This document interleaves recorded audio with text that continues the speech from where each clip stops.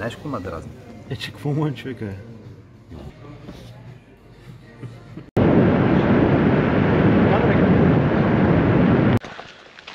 Отиваме на Маслен нос, но пътя минава през баналния Бегликташ, който само ще го подминем. Ама аз не съм го виждал. Митко не го е виждал, сега ще го види.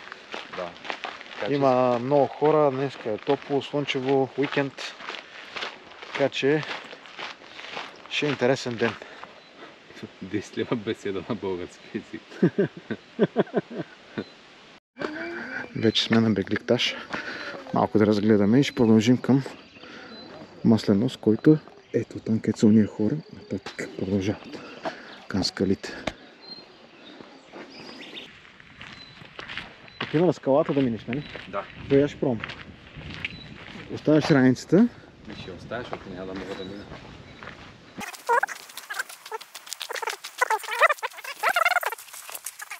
Мисля, че няма да мога да се събера от тук. Сега ще имаш ли грехове или нямаш?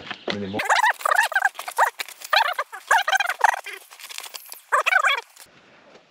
Браво, бачи Митко! И минах. И ето. Дали ще успех? Ако стане едно земетресение, какво правим? Еми.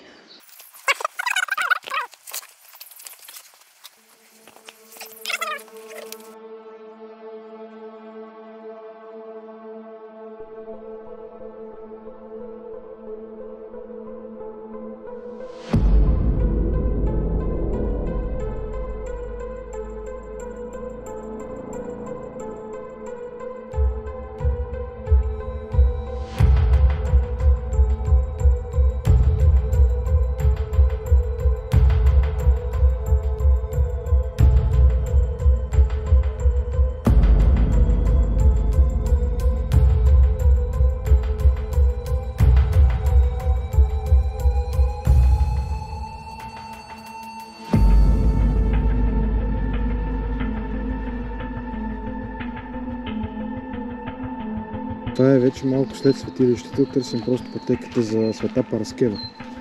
Няма да ходим до там, но да видим къде е за следващия път евентуално.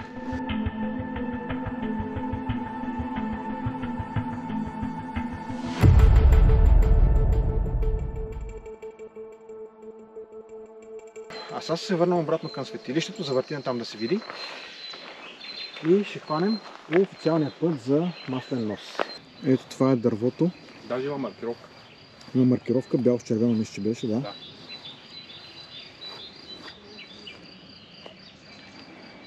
И пътят е в тази посока. Айде, бачи Митко, да вървим към Маслен нос, където не сме били никога. Да. Между другото, пострадах малко на едната скала. Си ударих до кръв. Но така е. И аз малко лак. Къде си удари ти? Малко.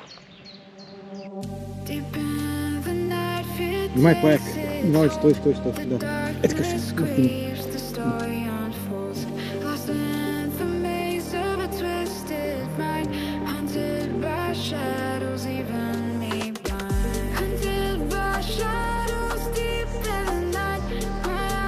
Много приятна горска обстановка. Страхотно, да. Маркировка навсякъде, лесно проходимо. И отново да кажем, че сме в царството на бодливия залист, който вече е прецъфтял.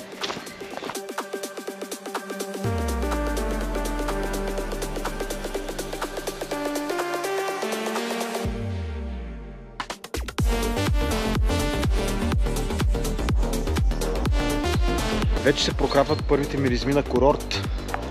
Морето все повече започва да се вижда и чува.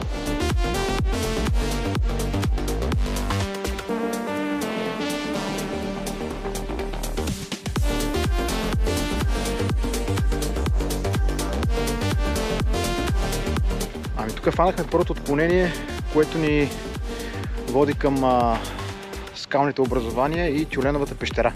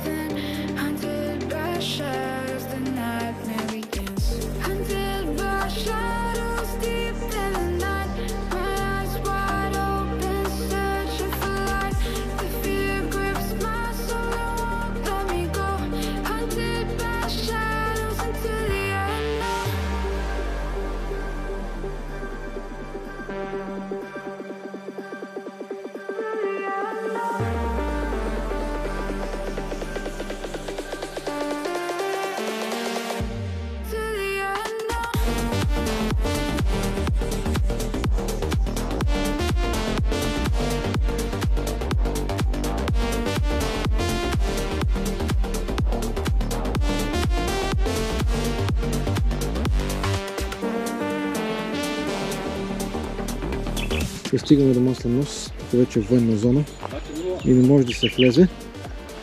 Да бе? Да, браво, сега ще намерим.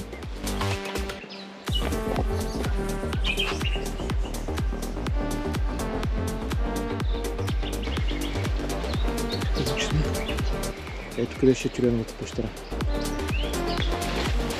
Бе, смявай се! Да, видях, много голяма беше. Това беше смок, спокойно. Продължавай, те сега вече избягват много далече. Абе, ясно, беше брутално. Смок, видях го и аз. Беше по-дебел тук. Да бе, да. И той смока не е отровен, нали? Не е отровен, да. Само моята стрес не е така. Така, и дойдохме на неохраняемия плаж, който е с кристална чиста вода. Обаче нашата цел, тюленовата пещера, трябва да видим къде е, каква посока е.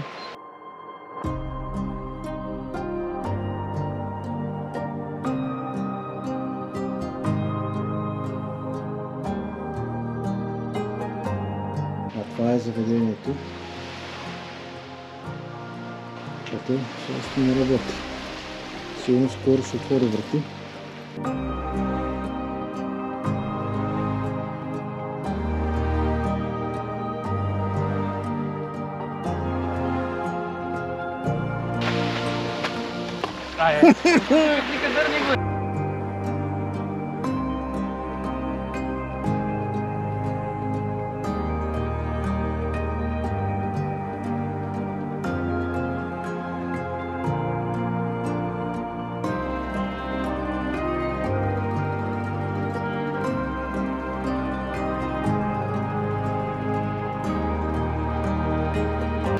Ами сега проверих на мапса и тюленовата пещера дава, че е там, където обядвахме в този район. Оттатък Маслен нос, дето са скалите. Ще се опитаме на връщане пак през нова бивка. Там ще видя на мапса дали ще може да я намерим, защото голяма излагация просто. Значи ние тези стълбички не ги видяхме отдеве. Не. Минахме от другата страна. А това е базата на БАН, на Академията на науките. Това е институтът по океанология. Ай, къде мръсна! Какво видяме? Само човек, паят. Саме златен бръмбър. Живо прави акция по спасяване на бръмбъри. Буквално като във филмите с последните. Буквално с последните сантиметри. Това втория, покажи първия, който е там на клончето, той стои.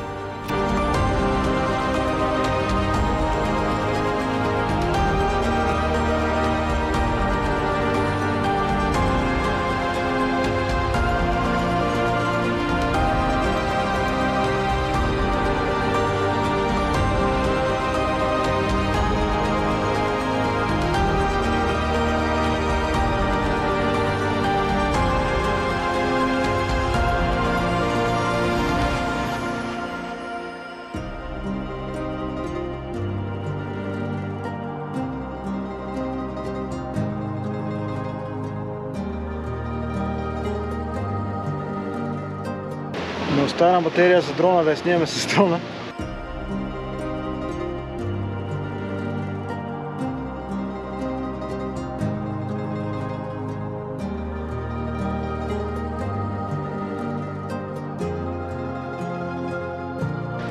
Къде отиде този човек? Въобще не го виждам.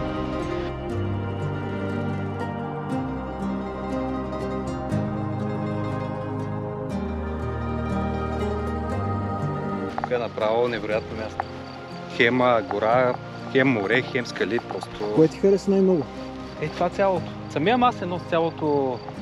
Скалите и пещерата. Бекриктаж също е хубаво, но тук е по-хубаво. Защото морето си е море. Морето си е море. Да.